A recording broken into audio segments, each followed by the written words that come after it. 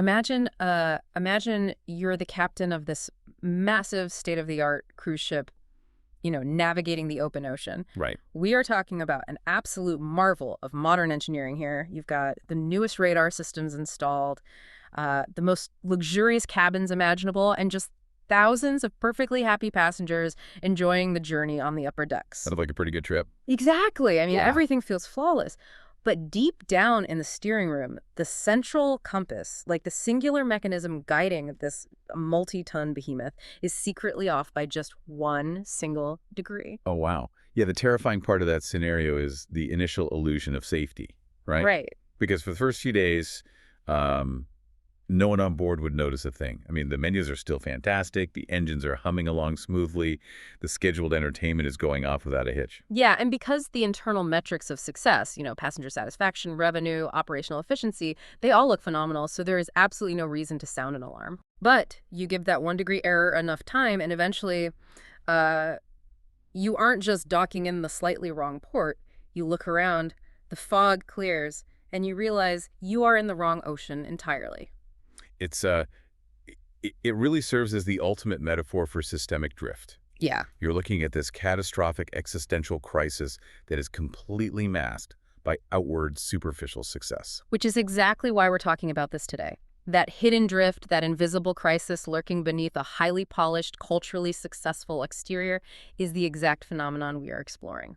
Welcome to the deep dive. Glad to be here.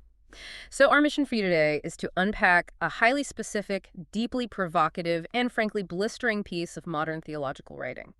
We are diving into a text that functions both as a sermon and as a pivotal chapter in a much broader theological series. Right, we're looking at a piece by Pastor Paul C. Jung. Yes, and it's titled, Where is Contemporary Christianity Heading Now? 2 Timothy 3.12 through 17.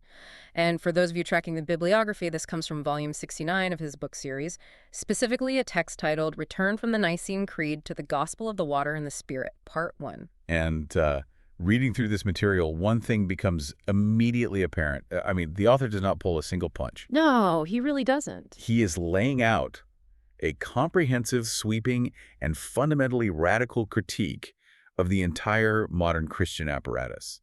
He isn't just suggesting like a few cosmetic changes here. Right. He is calling for a demolition. A total demolition. But before we wade into the deep end of his arguments, we need to establish a very firm boundary for you, the listener. Yeah, this is crucial. The views expressed in Pastor Jung's source material are intensely opinionated. I mean, they make absolute claims about theology, history, and the spiritual state of modern institutions.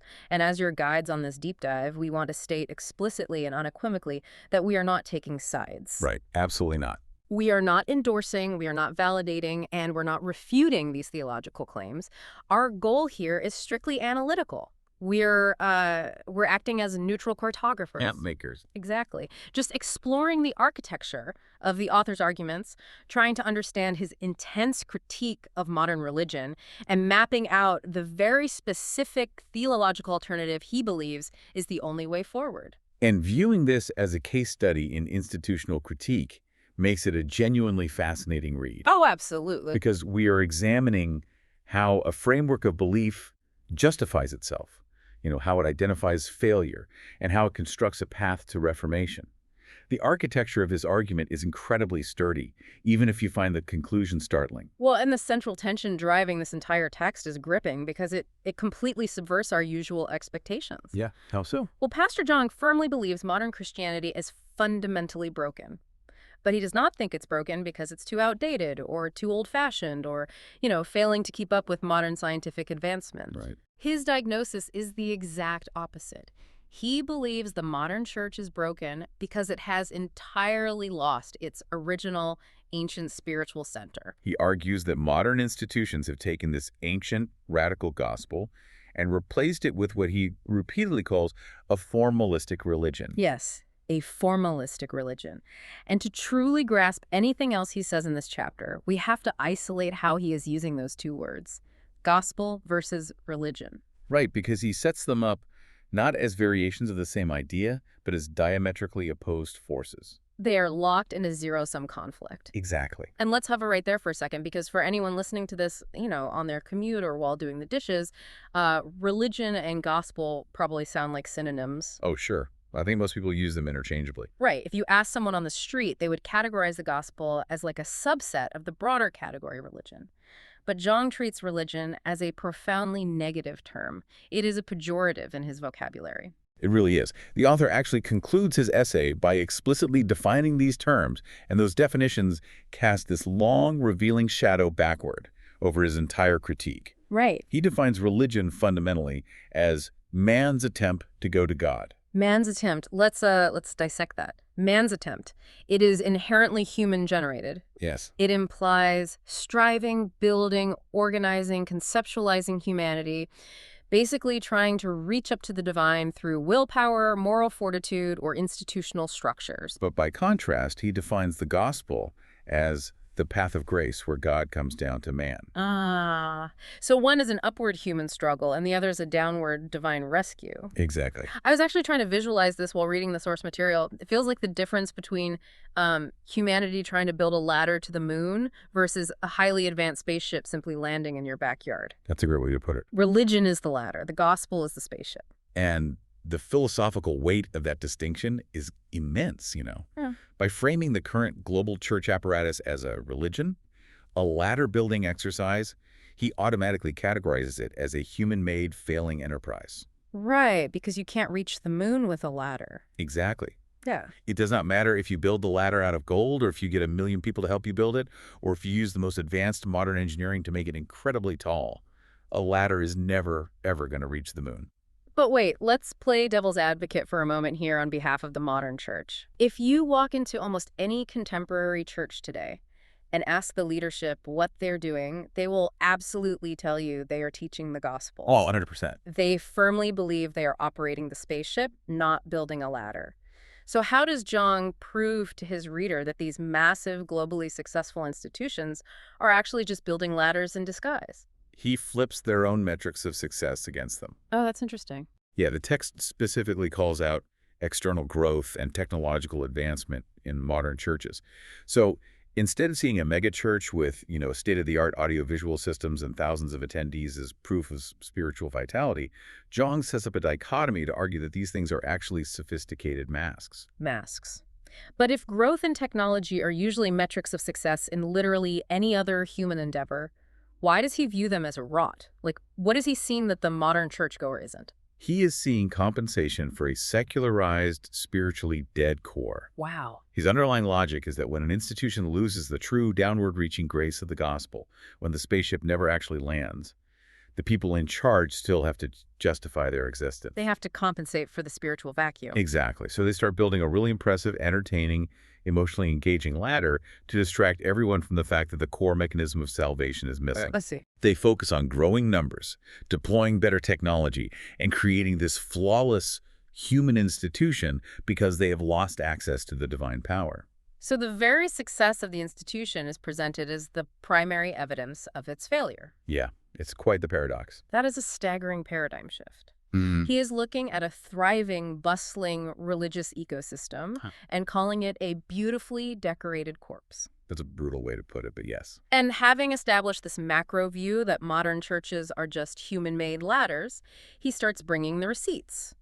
He doesn't just leave this as an abstract philosophical musing. He identifies specific structural failures. Right. His opening salvo targets the very theological foundation of modern Protestantism.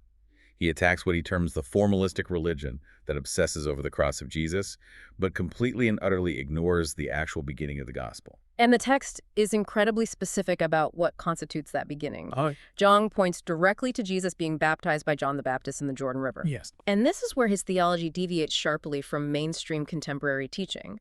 The author makes a highly specific, absolute claim. He states that Jesus' baptism by John is the exact, literal moment where Jesus, quote, took on the sins of the world. Which represents a massive theological pivot. Right. I mean, if you listen to modern sermons, read contemporary Christian literature, or listen to popular worship music, the focus of salvation is almost entirely exclusively centered on the crucifixion. The cross is the singular focal point. Exactly. But John is arguing that without the baptism, which he refers to throughout the text as the water, the cross is entirely stripped of its functional meaning. He leans heavily on the Gospel of John chapter 3, verse 5, quoting, "Unless one is born of water and the Spirit, he cannot enter the kingdom of God." And he levels a really heavy accusation at modern churches here, claiming they treat this baptism as a mere symbol or a traditional ritual. Yeah, he's very critical of that. He is essentially telling them, you are taking the most crucial cosmic transfer of the world's sins and reducing it to a nice photo op in the life of Jesus. That's a great summary. Because following his theological logic, a glaring question emerges. If the sins of the world were not definitively transferred to Jesus during his physical baptism by John, then what exactly was happening on the cross? Right. The author is arguing that the modern church has broken the chronological and spiritual order of salvation. By removing the theological weight and necessity of the water, the church has accidentally removed the foundation of its own faith. To make sure I am fully grasping the mechanics of his argument, I want to use like a legal metaphor here. Okay, let's hear it. Let's say the salvation of humanity is a binding legal contract. Zhang seems to be arguing that the baptism by John is the moment the contract is officially signed and notarized, like the sins are legally transferred to Jesus. Okay. Yeah. And then the crucifixion then is the execution of the contract's terms, the penalty actually being paid. That captures his framework perfectly, because without the notarized signature, the baptism, the execution of the contract on the cross is legally null and void. Wow. It becomes just a tragic Roman execution rather than a cosmic transaction. So by focusing solely on the cross and ignoring the functional mechanism of the baptism, modern churches are presenting a contract with no signatures. Exactly. And Jom argues that this specific omission is what turns a church into a mere religious group. But how does a missing theological nuance about baptism ripple out and ruin a Sunday service? I mean, functionally, how does that happen? It ripples out because nature abhors a vacuum, Okay. and so does human psychology. If a church does not understand how sins were practically and spiritually transferred to Jesus, then the concept of salvation becomes vague, mysterious, and ultimately uncertain. Right. And when the mechanics of salvation become vague, human beings inevitably try to fill in the blanks with their own efforts. They realize the spaceship didn't land, so they start reaching for the hammer and nails to build the ladder. Precisely. And Zhang draws a direct causal line from this specific theological gap to the way modern worship is conducted. He claims that because this objective foundation of water and spirit is missing, worship services have devolved into subjective experiences. He describes them as praise and emotion-centered events. Yes. And emotion-centered is a really sharp, incisive critique.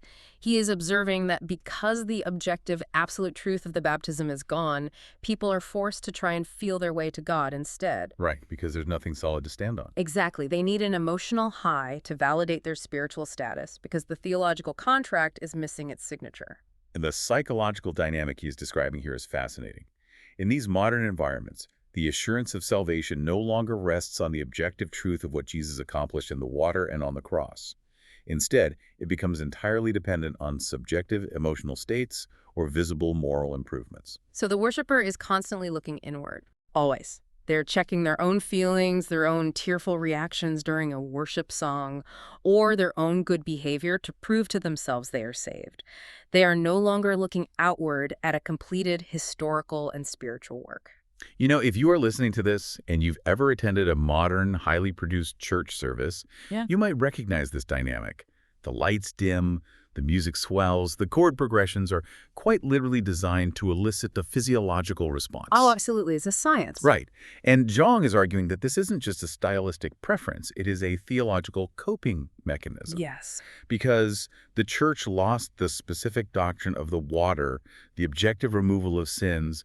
They had to replace it with something visceral to make people feel secure. Yeah. And they replaced it with manufactured emotional highs and moral checklists. Which, circling back to his initial thesis, perfectly fits his definition of a religion. Right. A system entirely dependent on the human's effort, the human's feelings, and the human's ability to maintain a spiritual high. So the center of gravity in the faith has completely shifted. It has moved from the divine action to the human reaction. Exactly. And that shift in the center of gravity serves as the perfect bridge to understanding his next major critique. Because if the internal foundational theology has drifted away from this water and spirit absolute, how does that drift manifest in the everyday experience? Well, we are moving from the internal blueprints of the doctrine to the external product being sold from the pulpit every Sunday. Right. And the author's observations in this area will likely resonate with anyone who observes modern pop culture. He argues that the gospel has become thoroughly secularized. The messaging has shifted from being radically God-centered to being unapologetically human-centered. He takes direct, unflinching aim at modern sermons. He writes that contemporary preaching is delivered entirely centered on messages of success, blessing, self-development, and positive thinking. Which is diagnosing the hypercommodification of faith. The text presents a biting critique of the modern church, describing it as a space for pursuing self-satisfaction. That's a heavy charge. It is, and the profound implication here is that the church is no longer operating as a center for spiritual rescue from damnation. It has rebranded itself as a premium service provider for human happiness. Yeah, and reading his description, it honestly sounds like he's describing a Silicon Valley life coaching app. Oh, totally. It's a spiritual concierge service. You log in, you plug in your personal goals. Maybe you want more financial success, better interpersonal relationships, a more positive mindset. And the divine is presented simply as a tool to help you achieve personal optimization. And Jong uses a very specific, chilling phrase here. He says that in this modern system, Jesus has been reduced to a, quote, helper for me. Helper for me. Wow. Yeah, that phrasing is a devastating inversion of classical theology. It completely flips the traditional hierarchy of the divine and the human. Right, because usually God is at the top. Exactly. In a classical Orthodox framework, God is the ultimate, terrifying, absolute authority, and the human being submits completely to his will. But in this new framework, if the human being's personal happiness and self-actualization is the ultimate goal, then God is merely an assistant. God is a consultant brought in to maximize the human's potential. A very powerful assistant, perhaps the ultimate life hack, but an assistant nonetheless. And John points out how this human-centered theology actually changes the physical symbols of the faith. He argues that the cross itself is now being consumed like a symbol of prosperity rather than a symbol of suffering and death. The paradox there is striking. I mean, historically, textually, and archaeologically, the Roman cross is an instrument of brutal, agonizing execution. Yeah, it's a torture device. It is a symbol of total humiliation and death. But Jong argues that the modern human-centered religion has aggressively repackaged it. Right. And to counter this repackaging, the author pulls out a specific, uncompromising piece of textual evidence from the Bible. He quotes the Gospel of Matthew, chapter 16, verse 24, where Jesus states, "If anyone desires to come after me, let him deny himself and take up his cross and follow me." And analyzing his use of that specific verse reveals a direct, tactical strike against the modern pursuit of self-development and positivity. How so? Well, deny himself is the exact polar opposite of pursuing self-satisfaction. Taking up an instrument of execution is the antithesis of consuming faith as a lifestyle brand or a symbol of earthly prosperity. He wraps up this line of thought by declaring that the modern church has degenerated into a faith that merely seeks my own glory. Yes. The contrast he draws is just so stark and uncompromising. The true gospel, in Zhang's view, absolutely requires the death of the self, the painful taking up of the cross. But the modern religion he sees dominating the landscape is entirely focused on the inflation and optimization of the self. Which naturally provokes a critical sociological question, which Jong anticipates in his next critique. Okay, what is it? If a massive institution is operating like a self-help center tailored to human happiness, how does it interact with the incredibly diverse, pluralistic, often hostile world outside its doors?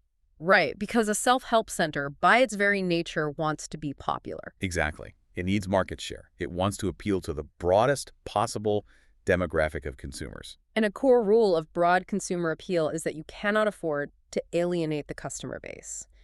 If you tell a potential client that their core beliefs are fundamentally wrong, they're going to take their business elsewhere. Which leads right into his argument regarding doctrinal syncretism and the modern obsession with tolerance. Ah, yes. The author asserts that in this desperate quest to remain appealing and culturally relevant, the church has entirely abandoned the absoluteness of truth. And he specifically indicts the concepts of love and tolerance here, right? Yes. In the 21st century secular world, love and tolerance are widely considered the supreme untouchable virtues. But Zhang's text argues that the church has internalized these secular virtues and weaponized them against its own foundational exclusive doctrines. So they're using tolerance to water down their own beliefs. Exactly. The result is a rapid slide into doctrinal syncretism, which is basically the blending and mixing of contradictory beliefs just to avoid giving offense. And he calls out specific theological claims that he says are currently infiltrating the church, claims that are even being broadcast from, quote, theological pulpits. He points to statements like, there is truth in all religions, or the belief that God will ultimately save everyone regardless of what they believe. And from a sociological standpoint, this is the inevitable progression of his previous critique. How do you mean? Well, if the primary objective of your institution is human happiness, positivity, and emotional comfort, then telling people that their deeply held external beliefs are objectively false, or that salvation is a highly exclusive mechanism, well, that's deeply counterproductive. Right, it makes people unhappy. It feels arrogant. It feels fundamentally intolerant. So, Zhang argues the institution simply softens its edges. It embraces various outside religions and contradictory ideologies to ensure there is no social friction. But the author views this softening not as an act of love, but as a catastrophic betrayal of the core message. A total betrayal. Yeah. He argues that because of this theological mixing, the unique historical redemptive work of Jesus Christ is being relativized. The absolute gospel of the baptism and the cross, that very specific chronological mechanism of salvation he emphasized at the beginning, is now treated as just an optional doctrine. Right. It is treated like just one more appealing dish on a massive spiritual buffet, Yeah. rather than the only cure for a fatal disease. That's a great analogy, and to anchor his claim that truth must be uncompromising, he relies on the book of Acts, chapter 4, verse 12. Nor is there salvation in any other, for there is no other name under heaven given among men by which we must be saved. The author deploys this verse to force a binary choice. You cannot have it both ways. Right. You cannot hold to the absolute exclusivity demanded by the ancient text while simultaneously embracing the comfortable, all-inclusive tolerance demanded by the modern world. And he adds a psychological layer to this critique that is genuinely fascinating to me. He diagnoses the church of today as being hyper-focused on and concerned with the world's opinion, resulting in a faith that is secretly ashamed of this truth. Diagnosing an entire global institution with an inferiority complex is a very bold move. Seriously. He is suggesting that the modern church feels intellectually and socially inadequate when compared to the secular world. Yeah. I sort of picture it like the modern church is attending the sophisticated high society dinner party hosted by the secular world, and the church is deeply embarrassed by its old-fashioned, highly exclusive, scientifically unprovable doctrines. Right, they feel out of place. Exactly. Right. So when the conversation turns to religion, the church just nervously nods along, takes a sip of wine, and says, oh, absolutely, all paths eventually lead to the top of the same mountain. John is arguing that this deep-seated shame, this pathetic desire to be invited back to the dinner party, is actively destroying the absolute nature of the truth. Because when an institution becomes fundamentally ashamed of its own core historical message, it has no choice but to build a completely different structure to maintain its relevance and authority. It has to invent new rules to justify its continued existence. Exactly. And this brings us to the most historically sweeping and, frankly, the most aggressive part of his entire argument. Okay, yes, we are moving into his analysis of historical architecture here. Because up to this point, John has outlined a modern church that is doctrinally shallow because it ignores the crucial mechanism of the water baptism. Right. He has described a church obsessed with self-help and consumerism. He has painted a picture of an institution so eager to please the world that it dilutes its truth through syncretism and tolerance. So the inevitable question is, where did this monstrous system come from? Where does it start? Right. Where does he place the historical blame for this systemic, multi-generational failure? Well, he makes a remarkably bold historical leap here.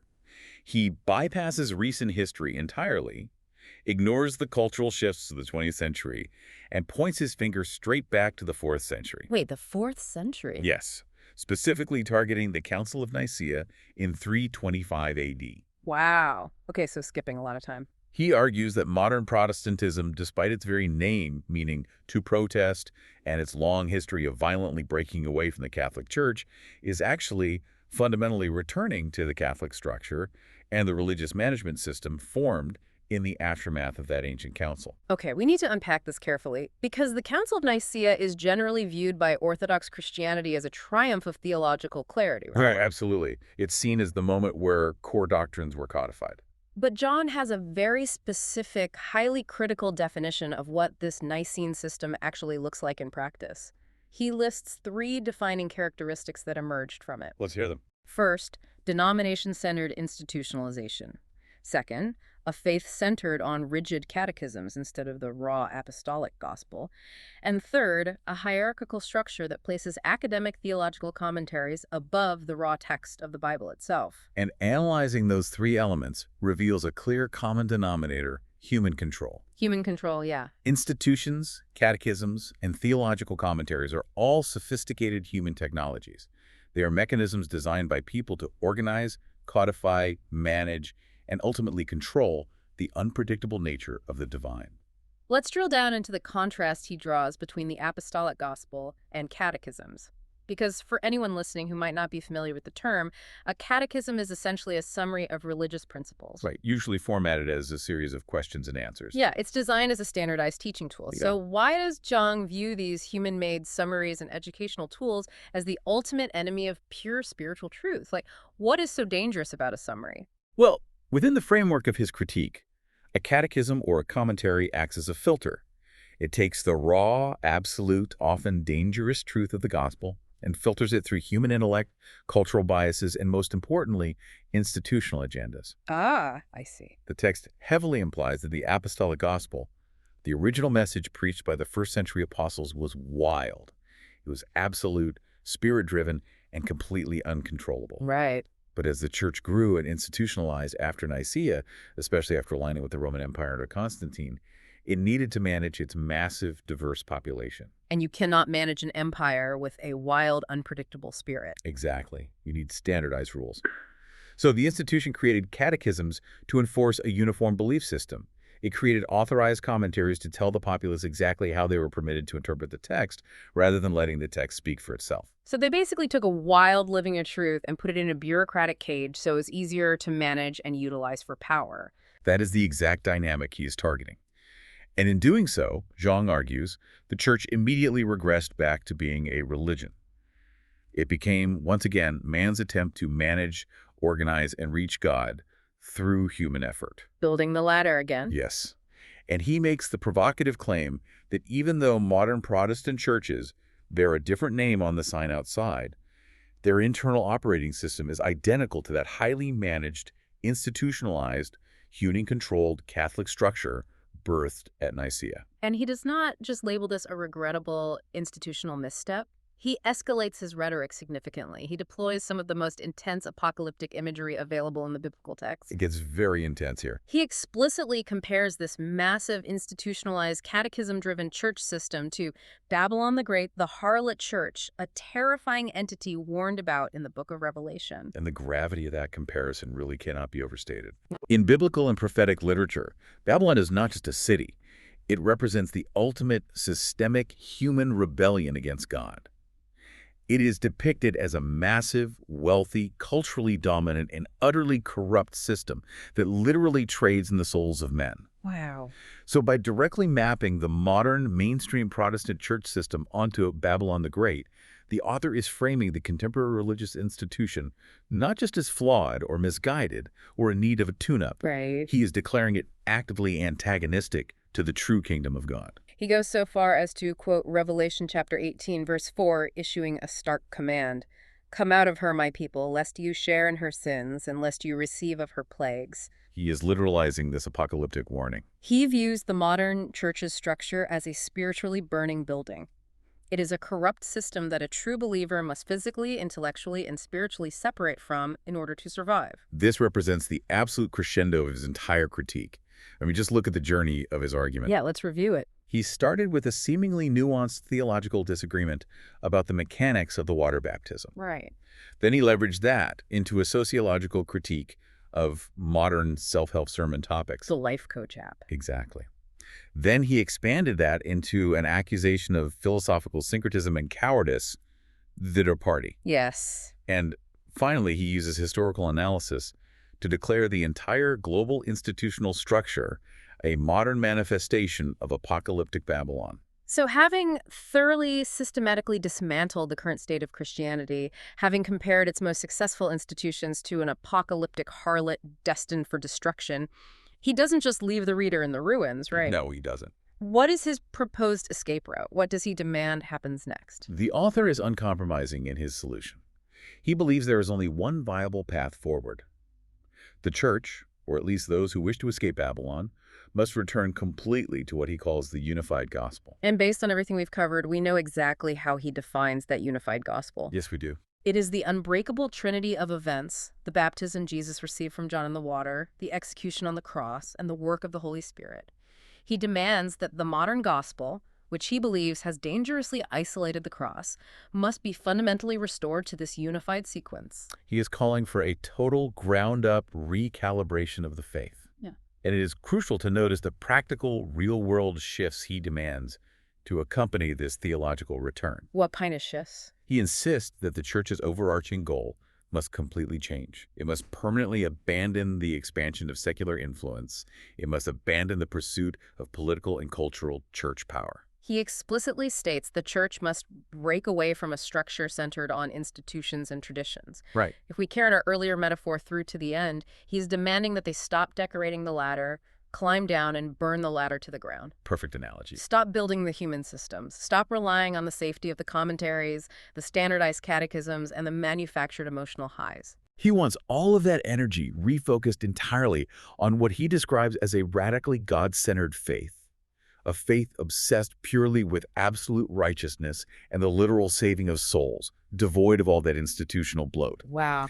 If we synthesize his entire thesis, returning to this highly specific, uncompromising definition of the gospel, the water, the cross, the Spirit is presented not merely as a theological upgrade. Right. It's not just a patch. No, it is presented as the singular, exclusive method for the religionized church to survive the coming judgment.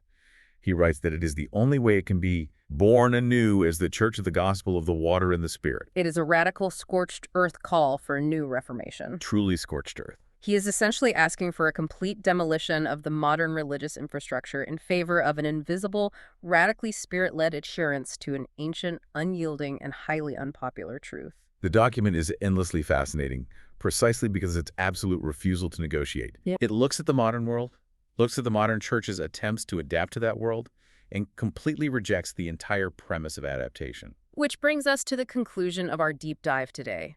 We have traversed an incredibly intense, intellectually demanding journey through Pastor Zhang's source material. We really have. We've examined the striking foundational dichotomy he draws between a comfortable human-centered religion, that futile ladder to the moon, and the absolute, uncompromising demands of what he views as the true gospel, the divine spaceship landing in the backyard. We've explored his surgical critiques of emotion-centered worship, too. Right. And the modern commodification of faith into a self-help product, the dilution of absolute truth through the weaponization of tolerance. And, of course, his historical blame placed squarely on the institutionalized, human-controlled structures dating all the way back to the Council of Nicaea. As we emphasized at the very beginning of this exploration, regardless of where your own personal beliefs, affiliations, or theological leanings lie, a text like this serves as a phenomenal, high-stakes case study. It absolutely does. It vividly illustrates how deeply held, absolute spiritual principles